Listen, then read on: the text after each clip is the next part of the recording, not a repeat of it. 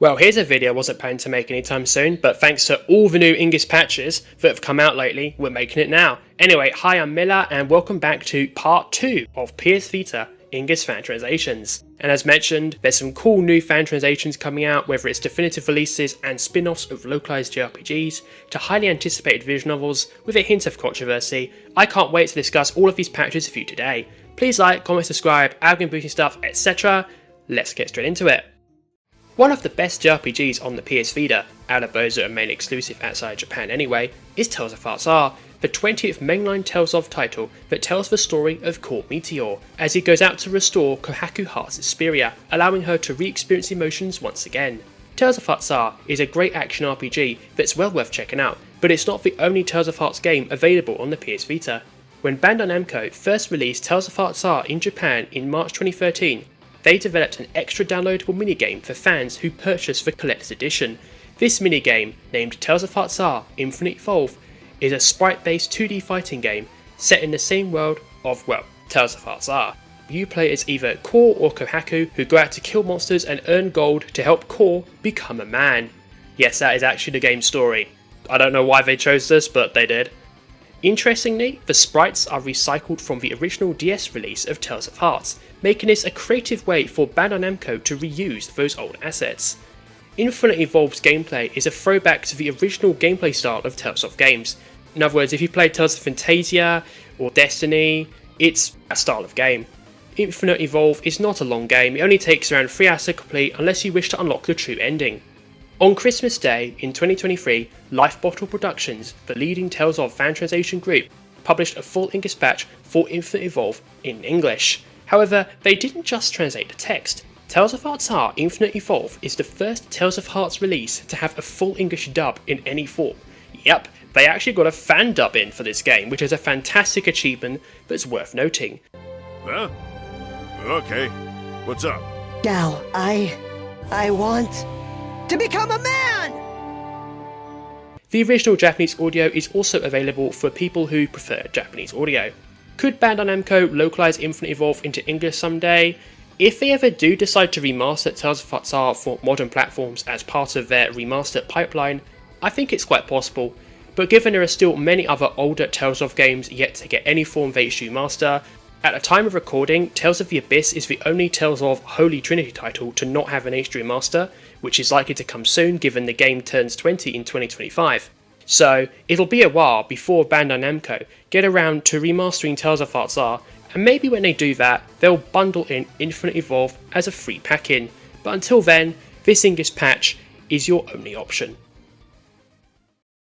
If you're into Otome games, you will know exactly what Diabolik Lovers is. While the original game, Haunted Dark Bridal, has been widely available in English via fan translation for a long time, despite the absolutely hilarious efforts of that original fan translator team to limit the availability of that patch by the way, most of the other Diabolik Lovers games remain Japanese exclusive. This all changed on the 1st of March 2024, when fan translator Getrum published a full English patch of Diabolik Lovers More Blood. Getrum ported a full-text translation from a reputable Diabolik Lovers Tumblr fan blog that contains multiple translations for Japanese-exclusive Diabolik Lovers content, including the many fan discs that currently remain Japanese exclusive. So what is More Blood specifically? Set directly after Haunted Dark Bridal, Yui gets caught up in a power struggle between the Sakimaki brothers from the prior title, alongside the brand new Mukami clan. The Mukami clan is rumoured to be even more powerful than the Sakimaki brothers, and of course, Yui will face the brunt of their abuse because that's what Diabolik Lovers is all about. Of the many Diabolik Lovers fan discs, fans consider More Blood one of the better ones Reacher and Idea Factory have ever made to date. Moreover, More Blood is seen as one of the few plot-critical Diabolik Lovers that fans must play, alongside the original game and the most recent Chaos Lineage title on the Nintendo Switch. So not the fan service kind, but actual story. Therefore, it's awesome fans finally made this beloved fan disc available in English. So if you're a fan of Diabolik Lovers, you owe it to yourself to check out More Blood. When I read on Blue Sky earlier this year, yes, I'm on Blue Sky, I've got my profile linked in the description below, that the best way to play the Digimon story Cyber Sleuth duology is via an unofficial fan translated Vita patch, I was quite shocked. But after looking into it a bit more, I believe this is one of the most interesting fan translations available on the Vita, and I'm going to explain why. So let's back up a little bit first. Digimon Story Cyber Sleuth, alongside its side story sequel expansion, are turn-based RPGs that almost single-handedly revived Digimon games outside of Japan. Cyber Sleuth has you play as Aiba, a young Japanese student who joins the mysterious Eden program that allows him to gain access to Digimon. Aiba's story directly impacts the events of Hacker's Memory, where in that game you play as Keisuke Amasawa, who seeks to recover his stolen Eden account. There's way more to these games than these one-line summaries, but just know that JRPG fans consider the Cyber Sleuth games fantastic on their own merits, and you do not need to be familiar with Digimon to enjoy these games. In February 2024, fan translator of Ryson Men published a full English patch for the Japanese-only TV Anime Sound Edition of Hacker's Memory. They called it the Complete Definitive Edition of the game, so I will use that going forward. Why is this the Complete Definitive Edition? This physical-only release allows you to customize all the battle music using various themes from the Digimon anime. Of course, using anime music opens the licensing can of worms, which is very likely why Bandai Namco didn't or couldn't localize this version, nor add this content to the later Nintendo Switch and Steam ports in 2019. However, this edition's completeness isn't limited to licensed content. Cyber Sleuth itself was fully retranslated alongside significant revisions to Hacker's Memory's translation quest dialogue. Moreover, fans ensured terminology was fully consistent between both titles, something that Bandai Namco never fixed. Some non-quest dialogue content is also translated, such as shop text and Hacker's Memory exclusive items. If you're interested in playing the Digimon story games and have access to a PS Vita or Vita TV, sadly this version isn't fully compatible with Vita 3K as of mid-2025, consider checking out this version of the game. Another Digimon franchise that Bandai Namco revived during the PS Vita era is Digimon World. Digimon World Next Order originally came out in Japan in March 2016 as a PS Vita exclusive. This is an open world, real-time action RPG that tells Takuto and Shiki's story throughout the Digimon universe. Quite notoriously, Bandai Namco never localized the PS Vita version of Next Order for the West officially at all, but they did release a Chinese version in Asia. Bandai Namco chose to fully revamp and localize a PlayStation 4 port for the West in 2017, which, if you're a Vita fan and you remember what it was like back then, this decision was really controversial online. Fans were quite upset at Bandai for doing so, especially given Cyber Sleuth previously came west on the PS Vita. However, Next Order's original Vita port was a very bad release, to put it lightly. Next Order on Vita was a technical mess, and lacked content and features later added in the PS4 port. There is a reason Bandai passed on localizing this Vita version, let's to say. This reality didn't stop Vita owners from wishing to experience Digimon World Next Order on the PS Vita, technical warts and all. You gotta admire a dedicated fanbase. In 2018, fans published an English patch for the Chinese version of Next Order. This was made possible thanks to Bandai leaving some of the official English localization included within the game's files. But this patch had a ton of technical issues, which led to frequent crashes. This is because the patch was made by simply swapping the language files from Chinese to English, a very simple cut and paste job. However, this simple cut and paste job led to some parts of the game becoming completely unplayable, other parts becoming inaccessible, and of course all the crashing I mentioned earlier. It's very likely Bandai left the English translation within the game's files for testing purposes and never actually intended players to access it. It was also clear that the English translation that Bandai left in the game's files was made for the PS4 release, while other fans made their own hotfix patches to mitigate the flaws of this Chinese Vita patch. This version was not optimal, but as it was the only way to experience Digimon World Next Order on the PS Vita in English, die-hard PS Vita fans put up with these issues. But this all changed in May 2025. Modder Geo published a brand new patch for the Japanese version of Digimon World Next Order. This new patch retranslated Next Order from the ground up, using the original partial English translation as a base. Geo also fixed various technical issues to ensure the game runs as smoothly as possible, which includes retranslating the text so it's aligned with the original 2016 Vita release, optimizing the UI so there are no text overflows, alongside restoring dubbed names back to the original Japanese for consistency purposes. This version of Next Order is now the best way you can experience this classic Digimon title on a PlayStation Vita, and depending on who you ask, across all other platforms too. Bandai's official localization allegedly wasn't much better than what Geo did, which is just wild. Digimon World Next Order is an English patch made in the way English patches should be done. Fully optimized from the ground up developed by a team that took the time to fix a multitude of technical issues and ensure the translation is as faithful as possible to the Japanese original, while being easy to understand and enjoy for non-Japanese speakers. It's not a cut and paste job based on an official release where the content significantly differs. If you haven't played Digimon World Next Order or seek to revisit this game in a new way, this English patch is a great option. With East Asia Soft announcing Hakuoki Sweet School Life for an official English release, the number of fan-translated exclusive Otome games on Vita without an official translation elsewhere is starting to shrink. But a fellow Otome title that will likely never see an official release due to its premise that will become increasingly obvious the more I discuss it is this next game, Brothers Conflict Precious Baby. In this game, you play as Emma Asahina, a young high school student who moves into an all-male household of not one, not two, but 16 brothers, following her father's remarriage. Over time, Emma's presence in this all-male household led to her 16 stepbrothers, yep, 16, starting to gain feelings for her. Brothers Conflict features some simulation gameplay where they can dictate Emma's schedule, such as whether she goes shopping, reduces her fatigue, or most critically, includes which brothers she spends time with and when, whether during the day or overnight. Brothers Conflict originally came out as 2 separate games for the PSP. The first, Passion Pink, came out in May 2012, which contains the Masaomi, Kaname, Hikaru, Tsubaki, Suburu, Yusuke and Futo routes. Brilliant Blue followed suit in September 2013, with the Ukyo, Azusa, Lui, Ayori, Wataru and Natsume routes included. Otome combined Passion Pink and Brilliant Blue into one release, Precious Baby, for the PS Vita in 2016. This is the version of Brothers Conflict you should play. And also note I haven't even mentioned the hidden routes within each game, so there is way more than 12 routes. As mentioned earlier, the premise of Brothers Conflict does revolve around incest, which makes it an innately controversial title to localize.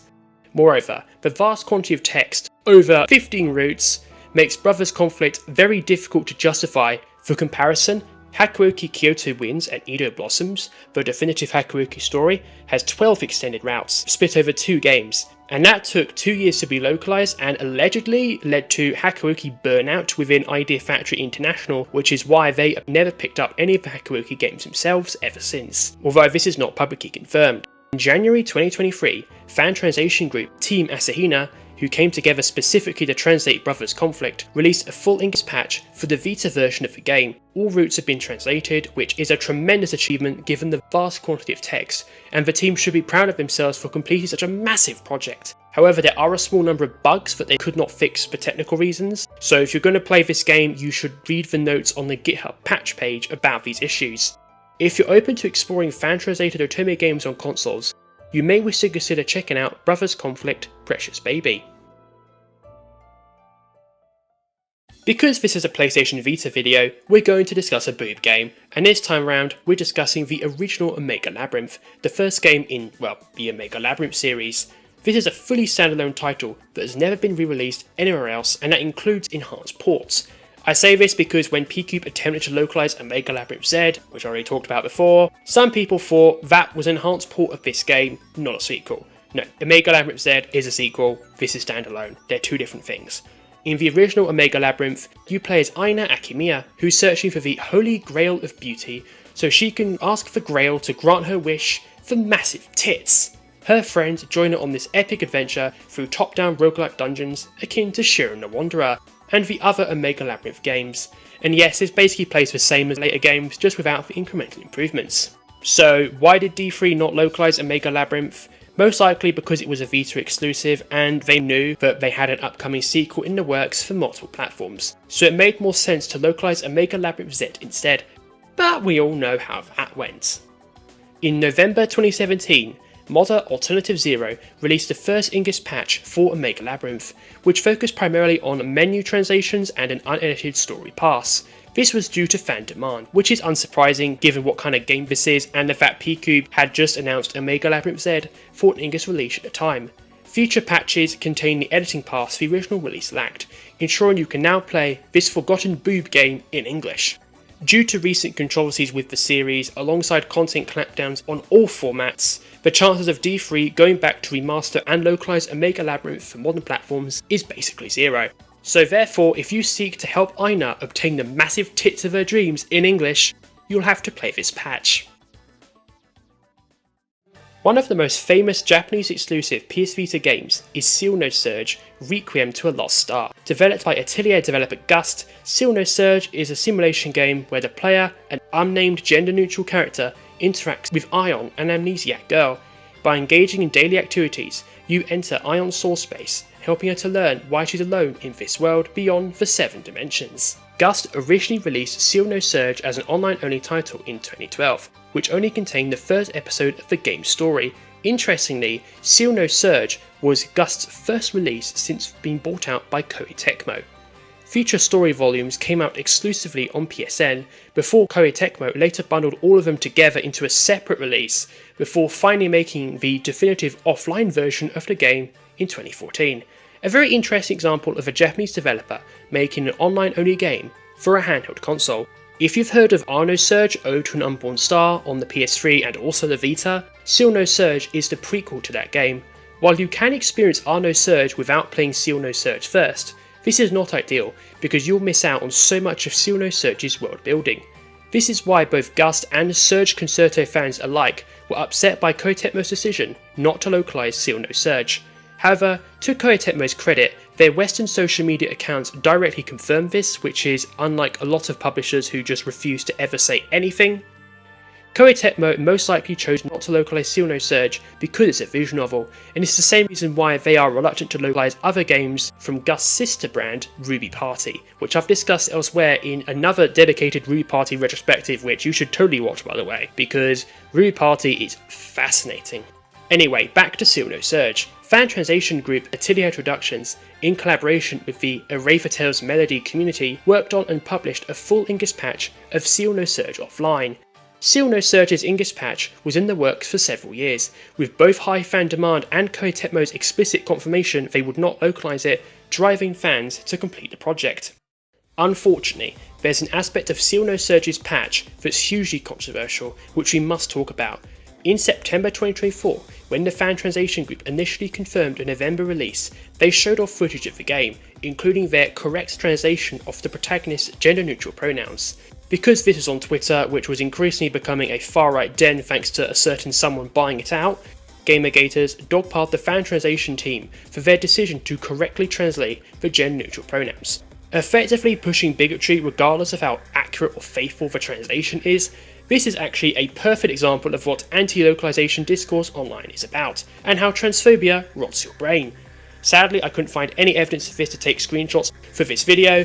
However, I can confirm that myself and others saw these comments back when they first happened, and I did look extensively, and I will not be rejoining Twitter just to get screenshots. The fan translation group also deleted all their tweets about it at the time. The most controversial aspect of this is how the team responded. They attempted to placate this crowd by promising to go back over the text and change all the pronouns so that the protagonist is a man.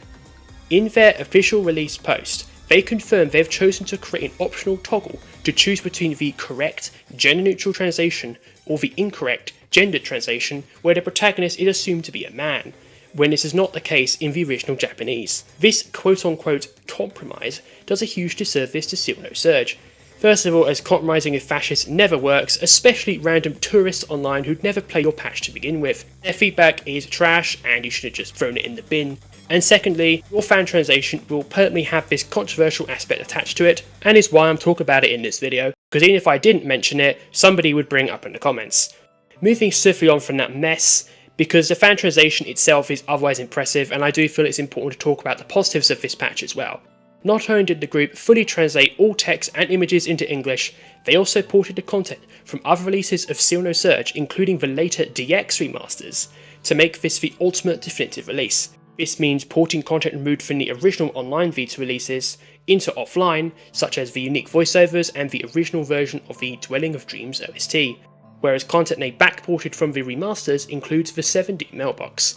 There are also other various technical issues that the team fixed, and also ensured that the game is fully compatible with Vita 3K, making this game ripe to play on emulators. Which is pretty awesome considering the team have directly said they have no plans to patch any other version of the game, which makes sense given how long they've been working on this. And the fact you can't actually buy the remaster of this game on PC because Koei Tecmo love region blocking. As already mentioned, there were other versions of the game. Koei Tecmo and Gust brought Ciel Nosurge and Nosurge to the PlayStation 4, Switch and PC back in 2021. They never published them anywhere else, despite Ciel Nosurge having an official localization on both PlayStation 3 and the Vita, so therefore it's safe to assume they will not localize Ciel Nosurge officially for the foreseeable future. So despite the controversies surrounding Ciel Nosurge's English translation patch, this patch is still a huge achievement and we should celebrate its release. Ciel Nosurge is the biggest PS Vita fan translation release of 2025 and will remain so for a long time. And if you're a fan of Gust, Surge Concerto, life simulation games and visual novels, you may wish to check out this patch. Anyway, now I've been recording for over 30 minutes, so I'm going to end the video here. Thank you so much everybody for watching. Please leave a like, comment, subscribe. Let me know your favourite Vita patches out of the batch I've discussed today. Thank you so much everybody. Have a lovely day. Please consider becoming a channel member if you can afford to and want to do so as well. That would also really help the channel out. Thank you so much everybody. Have a lovely day. Bye bye.